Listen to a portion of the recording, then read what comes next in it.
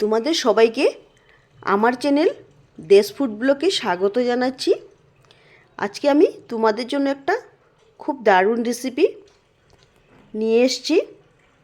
আজকের ভিডিওতে আমি তৈরি করব চিকেন কষা। তো বন্ধুরা, একটা কথা কি, আমি কিন্তু আমার মতো করে সব রেসিপিগুলি তৈরি করি।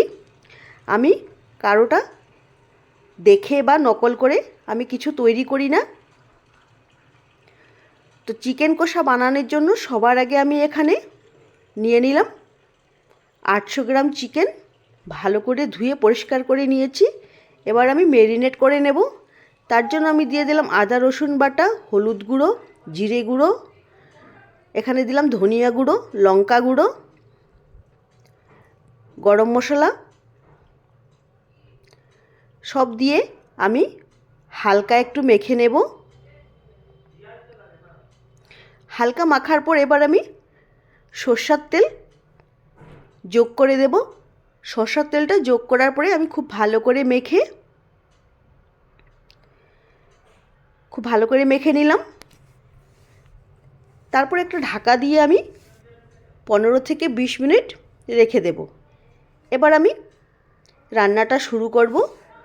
তেল গরম করে 2টা লঙ্কা দিয়ে দিলাম, 4টে এলাচ দিয়ে দিলাম, আর আধা চামচ দিয়ে দিলাম গোটা জিরা।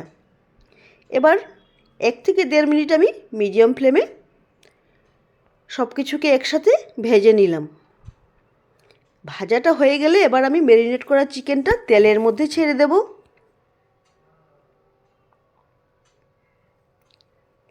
ছাড়ার পর আমি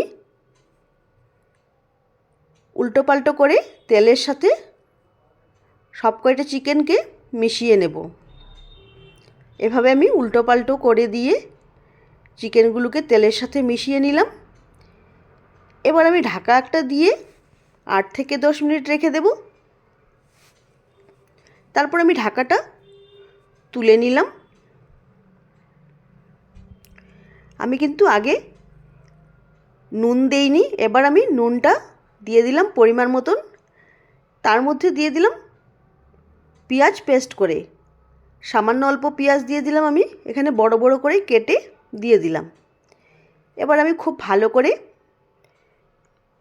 নাড়াচাড়া করে নেব। এপাশ ওপাশ করে উল্টোপাল্টো করে দিচ্ছি আমি, যাতে আমার সব মশলাটা চিকেনের মধ্যে মিশে যায়। এবার ঢাকা দিয়ে আমি 8 থেকে 10 মিনিট হতে দেব। তো 10 মিনিট হয়ে গেছে, দেখো আমি ঢাকাটা তুলে নিলাম। আবারও আমি উপর নিচ করে নাড়াচাড়া করতে থাকলাম। বন্ধুরা, আমি কিন্তু এই চিকেনের মধ্যে কোনো ধরনের জল যোগ করব না। চিকেন থেকে যে জলটা বেরিয়েছে সেটা দিয়েই কিন্তু আমি চিকেনটা তৈরি করছি। এবার দেখো আমি এটাকে হালকা হালকাভাবে নাড়িয়ে যাচ্ছি, যেহেতু আমার কড়াইয়ের নিচে লেগে না ধরে। সবার শেষে আমি এখানে 1 চা চামচ চিনি যোগ করে দিলাম। তারপর ভালো করে চিনিটাকে চিকেনের সাথে মিশিয়ে নিলাম। এভাবে আমি আরও 2 মিনিট হতে দেব। তো 2 মিনিট পরে দেখো আমার চিকেনটা কিন্তু তৈরি হয়ে গেছে।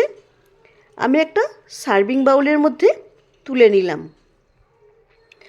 আশা করি বন্ধুরা তোমাদের আমার এই রেসিপিটি ভালো লাগবে। যদি ভালো লাগে তাহলে সাবস্ক্রাইব করার জন্য তোমাদের সবাইকে অনুরোধ রইল। আর আমার ভিডিও দেখার জন্য তোমাদের সবাইকে ধন্যবাদ।